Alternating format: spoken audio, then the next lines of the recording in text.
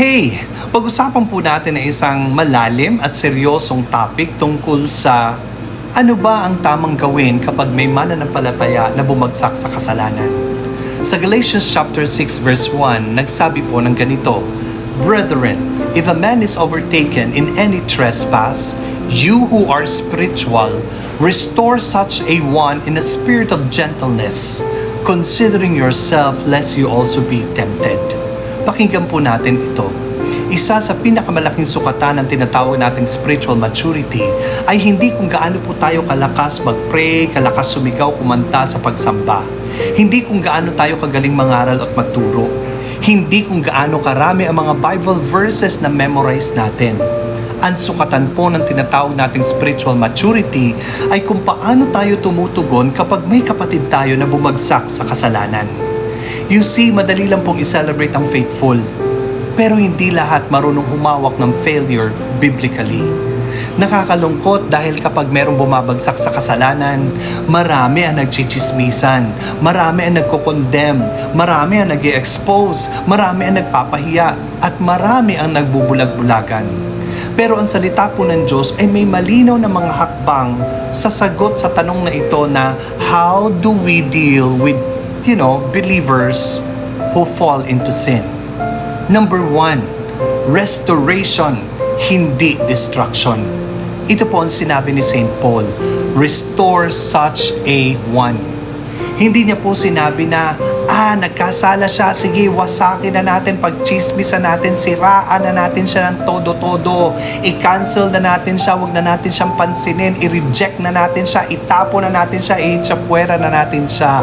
No, hindi po yun ang sinabi ni St. Paul. He said, i-restore mo. Restore such one. Why? Bakit ito po ang unang tamang hakbang? It's because, yes, alam natin mabigat at seryoso ang pagbagsak sa kasalanan. Pero hindi po ito nangangahulugan na tapos na ang buhay ng taong ito at wala na siyang magagawa pa sa buhay niya. Remember po si Peter bumagsak pero ni-restore po siya ng Panginoong Jesus. Si David ilang beses bumagsak pero ni-redeem ng Diyos. Si Jonah tumakbo sa kanyang calling pero hinabol siya ng Diyos. So remember this, failure is not final when repentance is real.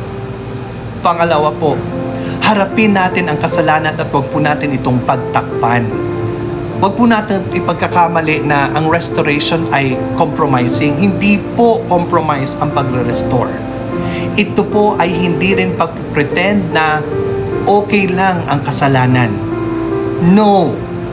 Tandaan po natin, ang church po ay hindi dapat maging sobrang loving na nawawala na ang righteousness and holiness pagkaminsan. Proverbs 27:6, faithful are the wounds of a friend. Ang tunay na pagmamahal, marunong mag-confront, marunong mag-warning, marunong mag-rebuke, marunong mag-disiplina. Dahil kung hindi po natin i-confront ang kasalanan, siguradong maraming kaluluwa at buhay ang masisira nito.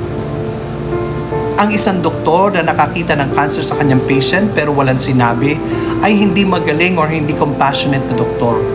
Dangerous po siya na klase ng doktor. Ganon din po naman tayo bilang isang simbahan. Kung ayaw po nating mag-confront ng kasalanan, hindi po tayo gracious. Nagko-compromise po tayo. Pangatlo, mag-restore ng may gentleness. Ito po ang sinabi ni St. Paul, in a spirit of gentleness, restore such one. Ano pong ibig sabihin ito? Ibig sabihin, huwag tayong mag-correct ng may kayabangan. Huwag tayong mag-rebuke ng may arrogance. Huwag po nating durugin ang sugatan at dagdagan pa ang sugat niya para lang patunayan na spiritual tayo. Remember si Jesus po nung nahuli niya yung babae sa adultery. Anong ginawa niya? Ang sabi niya sa John 8:11, neither do I condemn you, go and sin no more. Hindi po in-excuse ng Panginoong Hesus ang kasalanan ng babae. Hindi rin niya winasak sa kahihiyan. Ano po ang ginawa ng Panginoon? He corrected her and He restored her. Pang-apat po, tandaan natin, pwedeng tayo ang sumunod na bumagsak. Ano po ang sinabi ni St. Paul? Considering yourself, lest you also be tempted. Huwag po natin tignan yung mga bumagsak sa kasalanan at sabihin, nako, ako hindi ko kayang gawin yan at hindi ko magagawa yan. 1 Corinthians 10 verse 12, let him who thinks he stands take heed lest he fall. Alam mo yung difference natin sa bumagsak sa kasalanan? Grace ng Panginoon. Kaya kapag nagre-rebuke tayo or nagre-restore tayo, magpakumbaba po tayo at mag-ingat. At tandaan po natin palagi, kung wala ang biyaya at habag ng Diyos, baka tayo po ang kasunod o baka mamaya tayo pa yung naunang bumagsak sa kasalanan. Number 5 po, ang restoration ay may repentance. Tandaan po natin ito, hindi lahat ng umiiyak ay tunay na nagsisisi.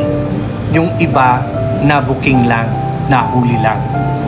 Hindi lahat na nagsusori ay nagbabago. Kaya nga mismo ang Panginoong Hesus na nagsabi sa Matthew 3 verse 8, produce fruit in keeping with repentance. You see, ang tunay po na repentance ay may bunga, may pagbabago, may accountability, may paglayo sa kasalanan. At kapag ito po ay nagagawa natin, ang biyaya po ng Diyos ay magre-restore sa atin ng mga repentant, not to the rebellious. Kaya nga po, bago po natin ituro yung mga bumagsak sa kasalanan, bago po natin sila husgahan, bago po natin isipin na hindi kailanman tayo babagsak at gagawa ng kagaya ng ginawa nila, pakinggan po muna natin ang sinasabi ng Diyos ngayon. Examine yourself. Psalms 139 verse 23, search me, O God, and know my heart. Dahil baka mamaya po, ang kasalanang hinahatulan natin mula sa iba ay the same sin o baka mamaya mas malala pa at pwedeng lumalaki na rin sa puso natin habang kampante tayo. Kaya ngayong araw pong ito, ang altar ng Diyos ay hindi lang po para sa mga bumagsak sa kasalanan. Ang altar ng Diyos ay para din po sa mga puso na tila ba napuno na ng pride. Meron na mga compromise, meron na mga itinatagong kasalanan. O pwede rin ang altar na ito para sa mga pagod na ng mga kapatid natin o sa mga leader na isang tukso na lang ay babagsak na. Alam po ninyo, kung kailangan natin ng kahabagan ng Diyos, lumapit na po tayo ngayon. Kung kailangan natin ng paglilinis ng Diyos, lumapit na po tayo sa Kanya ngayon. Kung kailangan natin ng restoration, lumapit na po tayo sa Panginoon. At kung kailangan natin ng kalakasan, lumapit na po tayo sa Panginoon. Hebrews 4:16 says, let us then with confidence draw near to the throne of grace. Huwag na po nating pabayaang pigilan pa tayo ng pride or ng shame. Huwag na po nating pabayaang lokohin pa tayo ng kaaway at ng kanyang mga kasinungalingan. Remember this, the blood of Jesus still cleanses. The grace of God still restores. The Spirit of God still renews.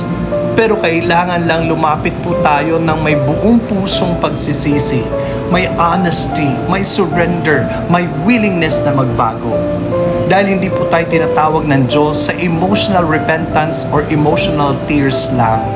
Tinatawag po tayo ng Diyos sa transformed kind of life.